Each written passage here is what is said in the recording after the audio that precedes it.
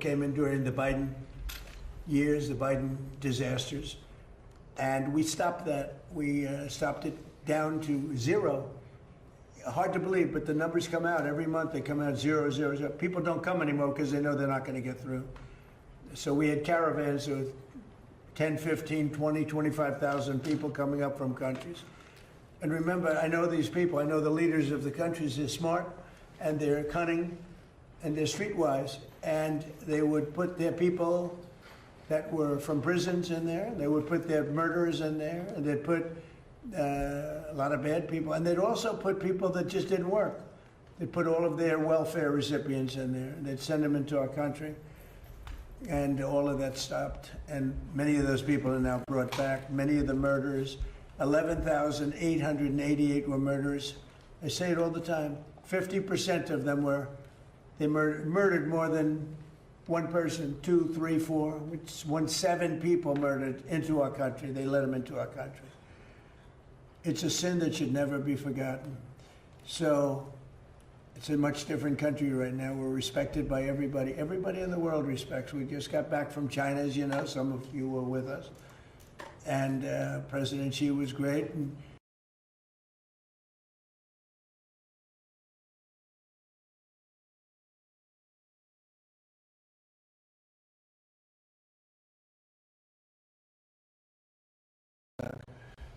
And now we're the hottest country anywhere in the world. We're the most successful country in the world. So this is very important what you're doing, and I'd like to have Will just say a few words about it specifically, please. Yes, sir. As Rodney and Councilor Navarro said, this is an executive order on strengthening customs enforcement using new technologies and new approaches. The idea here is to ensure that importers of record, other people moving goods across our border, are accurately reporting what they're bringing in, that contraband, that illegal goods aren't being brought across the border, and that goods being brought in are being accurately accounted for purposes of duties and tariffs and all of the other things we require of importers of record. But this executive order will launch a series of bold new steps that I think we as an administration believe will result in the tightest, most controlled border in American history, following on, obviously, your success in closing the southern border and stopping the scourge of illegal immigration into the country as well, sir. So, Peter, what kind of money do you think this involves in terms of savings to our country? I will guarantee you the first year will be at least $15 billion, next year 25, and out there's 80 to 100 billion that the tariff evaders are doing. Plus, sir, we're going to stop more of the fentanyl coming in, and we're going to crack down on counterfeits. This is good for America. This is good for the people that elected you. It's good for the country. And we have fentanyl coming in 59% less. Cut it by a number that nobody thought was even possible. We're going to get it a lot lower than that, but we have it. And we did this in a very short period of time. This is going to be a great one, sir. You didn't have the same. It's a moneymaker for us, and CBP has been doing a really great job innovating on this, sir. You've done a fantastic job. Thank you. Appreciate it, sir. Okay, we'll start in one.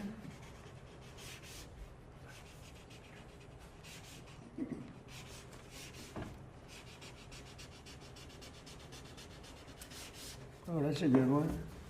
That's a nice one.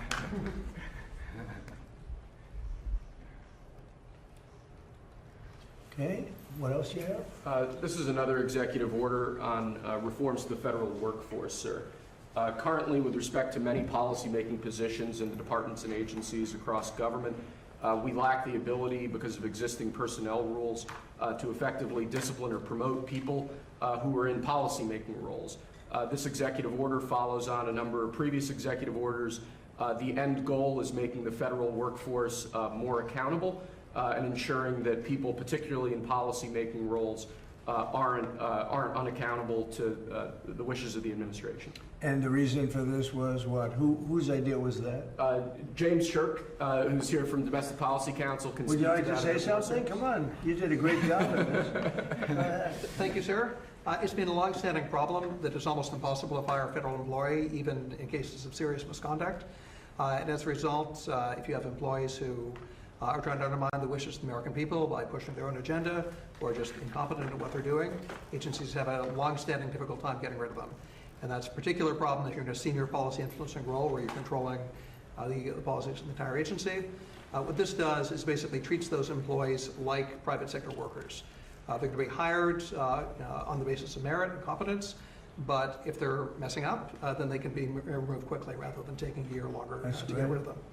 That's great. And you were very much involved in it? I was, sir. This guy's central cast. Baby, sir. I'm telling you, he's like perfectly casted. I'm close to my way.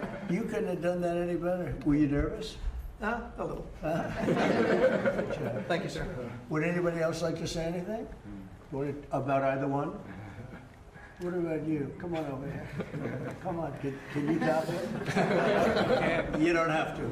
Thank you very much. Great job. Go ahead, please. Yeah, this customs reform EO is a long time coming for us. Helps us solve problems that have plagued the customs system for many years. We've had a system where people have basically been able to hide behind shell companies. They move from one to the next, and then we can't go after them. This EO really enables us to crack down, hold people accountable. It's so important. I know you took it so seriously. See how serious they are? I mean, there's a love of the country. This isn't like normal stuff. These are the smartest people in the world. They can do anything they want. They can have any job, and they love this country. You just want to be here. And they hate what you saw, and you fixed it. Thank you very much, you, sir. all of you. Anybody else? Anybody? Only if you want. I'm not going to call anybody. Anybody? You don't have to. They covered you well, right? I don't know if you could do any better. Thank you very much. That's a great job, fellas.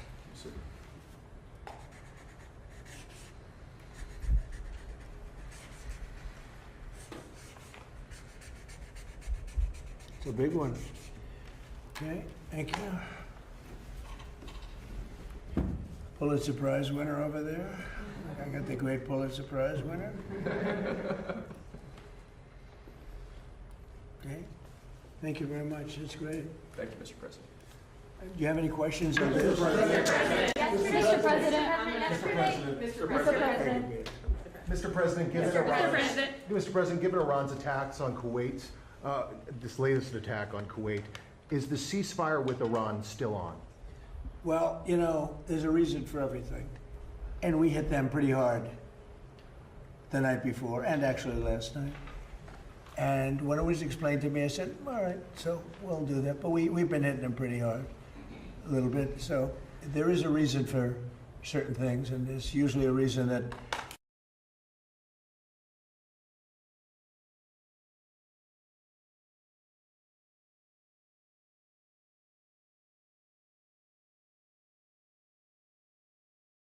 they were slightly provoked because we took a strong action for a different reason. So they were reciprocating. Yep. Mr. President, can you explain I why? hear the negotiation itself has gone very well, actually. Very well. Mr. President. It could happen. I mean, if it happens, and it might not happen, you know, who knows? But if it happens, it could happen like over the weekend. How do you define ceasefire, sir? How do you define ceasefire? Pretty much the way it is. It's a different part of the world. You know, I'd say in that part of the world, ceasefire is when you're shooting in a more moderate manner. On AI, Mr. President, yesterday you signed, Mr. It's President. not bad. But it's true. I mean, it's, a ceasefire there is much different than a ceasefire in other parts of the world. Mr. President, can you explain why you decided to drop the anti-weaponization fund? So I love it. I think it's so important. People were, this is a victim right here, but not only a victim, he was also a student of it. What happened to great people, great American people, the way they were victimized, the way they were savaged. You have suicides, they killed themselves, they went bankrupt, they were weaponized by the Biden administration, by a bunch of thugs, including Obama people, and like nobody's probably ever been. I mean, I can think of maybe 2 instances in this country where they've had it to somewhere that extent. I'm not even sure if it was so much. They were put in jail for long periods of time. They were accused of things that never happened. They had prosecutors that were radical lunatics, and their lives were destroyed. And frankly, we had a lawsuit that against us on the weaponization, where the judge, a radical left judge, ruled against it. And we'll see how that all works out. But a radical left judge ruled against it. But these people, their lives have been destroyed. Their families have been destroyed, many of them. I'm not just talking about a few people. Many of them. I'm one of them. They raided my house, Mar-a-Lago. That never happened. Nobody ever thought of a thing like that. It turned out that it was a total fake. Everything about it was fake and corrupt. We have all the information. You know, the good advantage to sitting here is we can get information that you wouldn't get by what we have and what we are going to be showing over the coming weeks and months. You're not even going to believe. Some of you will believe it, like CNN will believe it because they knew what was going on. They're crooked as hell. CNN's a very thing. Never smiles. She never smiles. She's a young, beautiful woman, never smiles. I never see a smile off her face. I see her standing there with hatred in her eyes. Like she has hatred because we have borders, because we have a strong military, because we cut our taxes, because we do things that everybody wanted. And then we win our election in a massive landslide. We win 87% of the counties in this country. Nobody's ever heard of a thing like that. And that's because we're doing the right job. And we took a detour down to Iran because we can't let Iran have a nuclear weapon under any circumstances. We can't let that happen. So the reporters should be happy. They shouldn't be unhappy. They should be very happy. Because you know what we're doing? We're saving our country. Yes, Mr. President, two just to follow questions, up on one that. on Iran and then one on your birthday, which you will like. The first one is, are you concerned at all that the IRGC could sabotage any potential deal? And then the second one is, you have a birthday coming up. I won't say which number, but it's a big birthday. So you're going to blow out a candle. You're going to blow out some candles on a cake, hopefully. What are your wishes that you'd like to see accomplished for the next year for the United States and your presidency? Well, I'll go in your order. Anything can happen, you know, when you're dealing with Iran, but when you're dealing with other countries. But that's a very volatile part of the world, probably the most volatile part of the world. The people are volatile. The leadership, you see what's going on. We've gone through 3 teams of leadership. It's been we're military. There's never been a military like what we have. We could go another 2-3 weeks and just wipe everybody out. I'd rather not do that. Very easy to do. They're ready to do it. They want to do it. They want to do it. But if we can get something down in writing which will accomplish the same thing without killing everybody, I'd like to do that. Most of my people, I think, would like to do that. Some people wouldn't, but most of them would. But we had to take a detour as far as wishes for, and I'm very proud of that detour, you know. By the way, just to finish off on that, we had the strongest stock market in history, and I said we have no choice, we have to do it. I knew it would affect it, but I was very happily surprised when I saw that today we hit another stock market high. I mean, we have the highest stock market in history with a military conflict going on, or a war. Some people call it war, some people call it a military. It's not a big thing for us.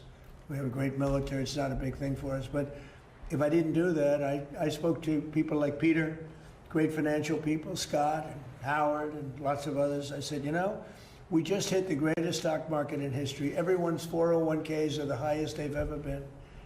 Everybody's making a lot of money. Costs are coming down. You know, we took over the highest cost and the highest inflation in the history of our country. Costs are coming down.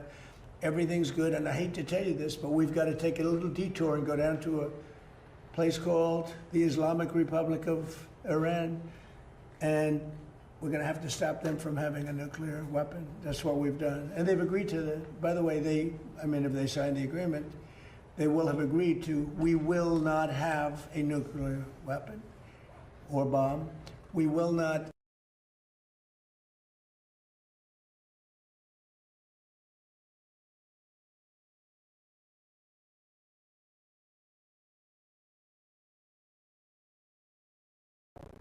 We got it if they sign the paper. In theory, they're pretty close to signing a paper. We've actually gotten along with them very well. And you know what you saw for the last few nights? It takes 2 to tango. You understand that. We hit them very hard on something else, unrelated. And so they were responding.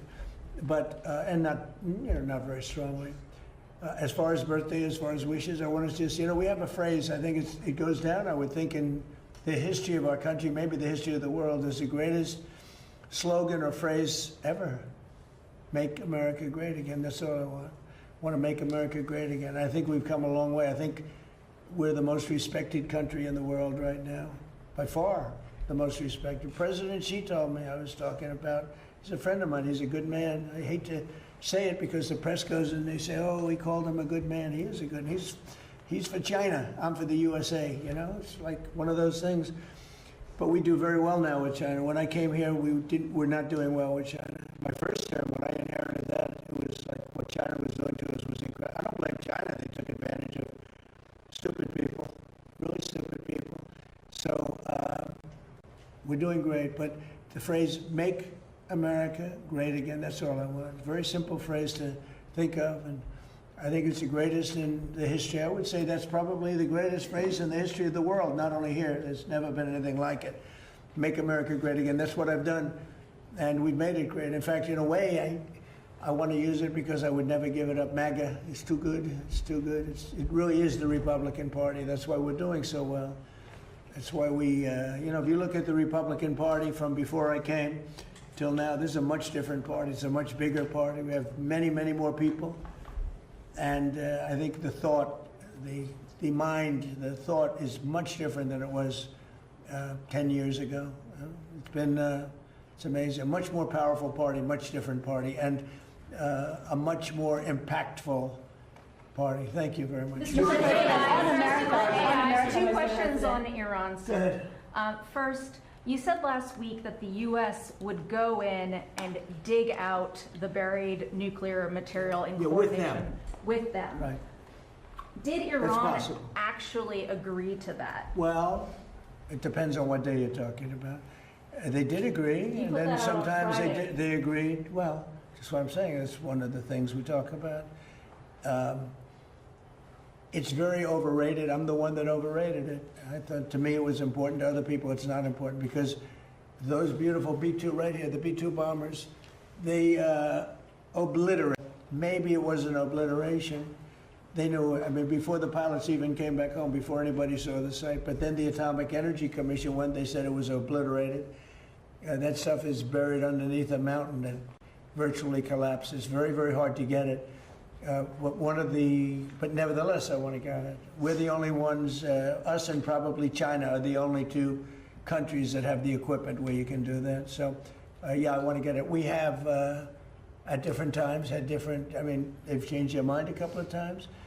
But as it stands now, we will go in at some time in the not too distant future. It's very safe down there. You know, with Space Force, we have cameras. Every angle of those three sites are being watched at all times. If anybody went there, we'll see exactly what's happening, and we'll blow it up a little bit further. But as far as getting it, the B-2 bombers did a job like nobody's ever seen. In the night, with no moon, dead darkness, at 1 o'clock in the morning or so, they dropped those bombs, the biggest, just about as big a bomb as you can ever find, and it went down air chutes. It was hard to believe that they can do the technology. It followed a beam right into the air chutes, exploded. Very hard to get that material, but I still nevertheless want it. And I don't want to do it if we're in conflict. I don't want to put men in that kind of danger. I remember Jimmy Carter had some bad problems in Iran with the hostages. I don't want to ever put our people in that kind of danger. But when it's over, as of this moment, it's agreed that we will go in with them. We will get it, and we will destroy it. It will be destroyed. Mr. President, my second question.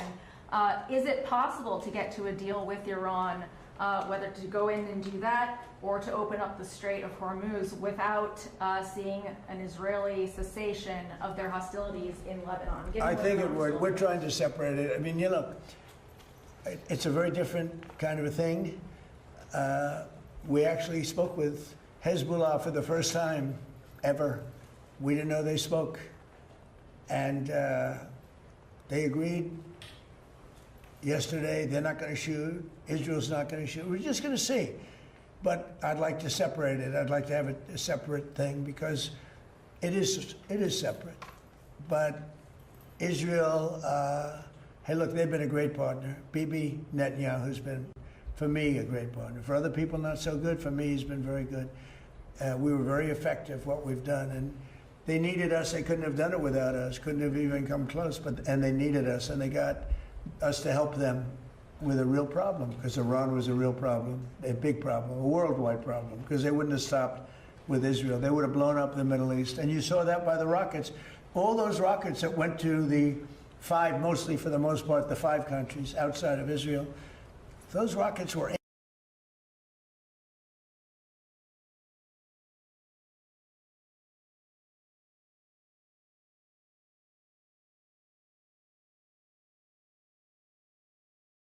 in the first term when it terminated the Iran nuclear deal penned by Barack Hussein Obama. It was one of the dumbest deals I've ever seen. And this has no relation. I like these morons, these Democrats, D-U-M, Democrats, that go on television and say, oh, well, this is just like the Obama did. This is the exact opposite.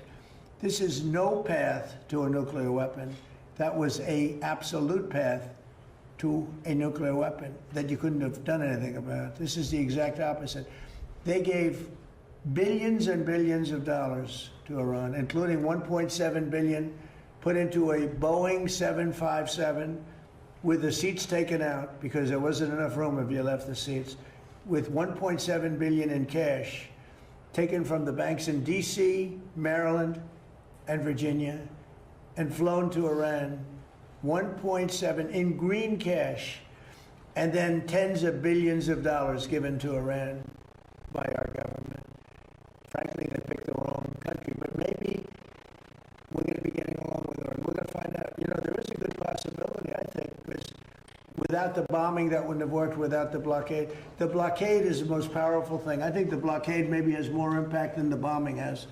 But the blockade that we have, the naval blockade, is incredible. Now, one ship has gotten through, unless we wanted it to, and people respect it a lot, and we'll see. But, you know, there's a chance if this really worked out, they could rebuild. You know, it used to be a very, very good nation. You go back, I have friends that used to, old-timers, they used to go there, and they used to do well. They used to build in Iran. They built apartment houses, and they built office buildings in Iran. Hard to believe, right?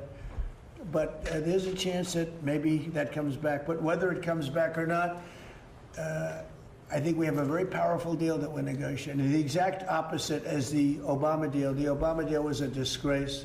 It gave them a nuclear weapon. We do the exact thing. We, under our deal, they will never, ever have a nuclear weapon. One of the other things that happens, and this is important, but there's nothing more important than taking away the capability of a nuclear weapon from Iran. Mr. President. Wait, but one of the other things that's important, and very important, is that immediately upon signing the Memorandum of Understanding, the Hormuz Strait will open. And it'll open up quickly, and we've already had our minesweepers there. You know, we're sweeping, as you probably have heard.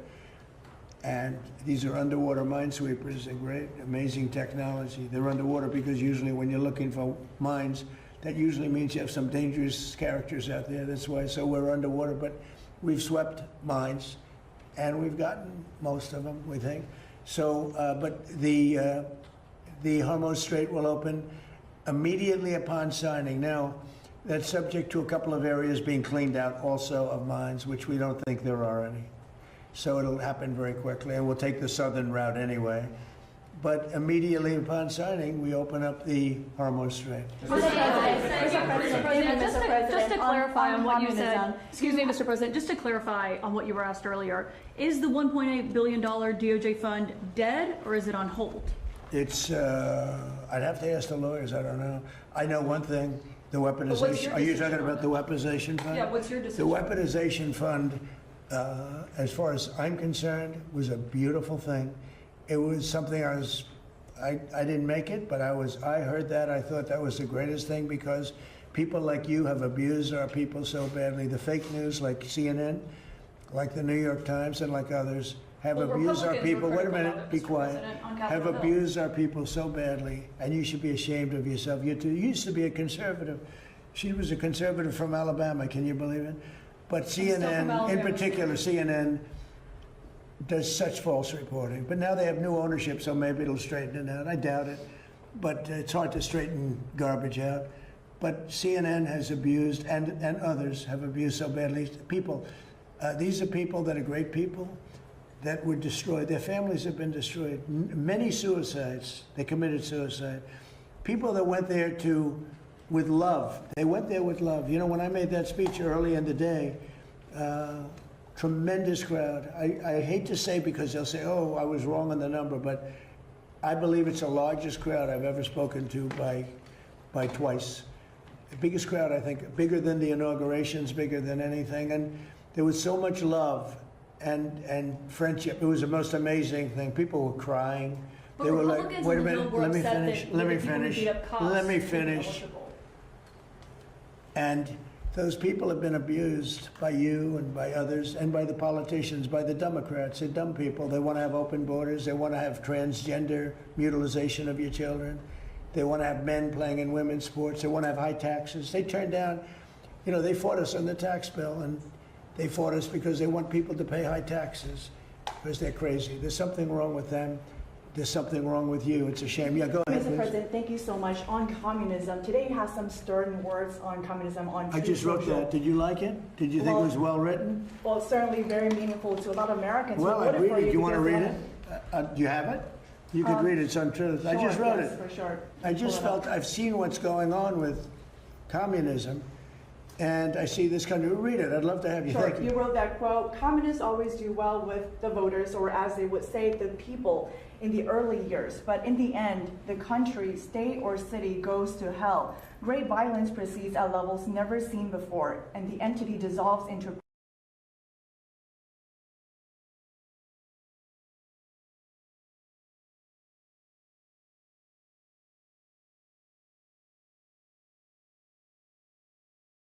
California, and it's so easy. You know, I'd be the greatest in the world. Nobody would be as good as me. I'd get away everything. I could be the greatest. I would sell them. You're going to get free rent. You're going to get free houses. You're going to get free food. You're going to get free everything. But eventually that ends, and it leads to death, destruction, and squalor 100% of the time. When I watched New York, and you know, I liked him very much. He stood right here, and he's been in the office a couple of times. The mayor of New York, I think he's a very nice person, and I don't know, he's a smart guy. I don't understand why he thinks it's okay for all these companies that pay hundreds of millions of dollars in taxes a year to leave. Because you're not going to have any tax base, and you're going to end up in hunger and squalor and death and destruction. I would be better than him if I wanted to go that route. Ladies and gentlemen, you no longer pay rent. You no longer have to pay interest on your mortgage. In fact, I'll end your mortgage. I'm going to cut everything. You're no longer going to have to pay for food. I'm going to give you a grocery store, and I'm going to give you free food. You're no longer going to have, you're going to have the greatest life ever. Follow me, you're going to have the greatest life. And you know what? For a couple of years, that's such a powerful, I would be the best ever at giving it. Nobody would ever be. I had to sell free enterprise. Free enterprise is tougher to sell, but that's what's made our country great. And that's why it's great again now. If I didn't get elected, we wouldn't have a country. We really wouldn't have a country. This country would be finished. But I see what's happening in Los Angeles. I see what's happening in New York, where I look at Chicago. You have a stupid governor, a dumb governor, a really dumb guy. I know him well. He's a failure in his family, Pritzker. I know the family. I was partners in a deal with them. I made a lot of money. They made money. We made a good partnership. But he was like an outcast in the family. He was a slob. And the mayor is a low IQ person. I mean, he's a stupid person. Chicago has a case, you know, real chance to become great again. There's a case, great again. If we were allowed to do what we did in Washington or Memphis, you know, I was with the governor of Tennessee yesterday, and he said, I want to come in. He came in to thank me. I said, for what? He said, what you did for Memphis. Memphis, the crime is down about 72%, and it's going, he said it's like a different city. Washington is even more so. We started a little bit earlier. Washington, you walk down the streets and people feel safe here again. It's a safe city. If I were, oh, by the way, in Louisiana, what I've done there is unbelievable. Because the governor, Jeff Landry, called, he said, you got to help me with New Orleans. We have a tremendous crime problem. And I sent in our really talented people, including National Guardsmen, and they did it unbelievable. They had the safest, they said they had the safe, we just ended about 3 weeks ago. They had the safest Mardi Gras they've ever had. I could do that in Chicago, but you have to have the support of a governor. You can't have a slob that says, you know, we don't want it. People get murdered, and he says it's fine. They lost 5 or 6 people last week, and they said, That's fine. You're not going to lose 5 or 6 people. And I would make Chicago so good and so safe. It's got potential. The longer it goes, the harder it is to fix. And San Francisco, we could do such a good job. My friend said, please let the mayor, he's a liberal guy, nice guy. I talked to him. He wants to make San Francisco good, and he's trying very hard. I said, look, I can do it much faster than you. Please let me have a time. I mean, I spoke to the mayor. And some very important people asked me to give him a chance because I'd like to see if he could do it. And he's doing okay, but I could do it much faster, much better. And we can remove, don't forget, 2% of your people create 90% of your crime. That's a great number because 2% of the people you can take care of. If it was 90% of the people, that's no good. But 2%. In Washington, right here in D.C., we removed close to 5,000 hard-line criminals. Many came in through the Biden open border. We removed them from Washington, D.C., and it's one of the reasons that we're so safe now. We have a great, beautiful place. Again, the fountains are almost all open. You're going to have the reflecting pool opened within hours. I mean, literally within hours. The water starts pouring in tonight. It's going to be beautiful. You haven't seen that since 1922. Think of that. 1922. It hasn't worked. Never worked. From the day they built it, it never worked. But you're going to see that. And people are all thanking me because Washington's beautiful again. The parks are open. We changed the grass. You know, grass has a life also. Like people, grass has a life. And that grass hasn't been changed in 70, 80 years. It died many times over. We have beautiful grass, beautiful parks, beautiful everything. We don't have people living on it.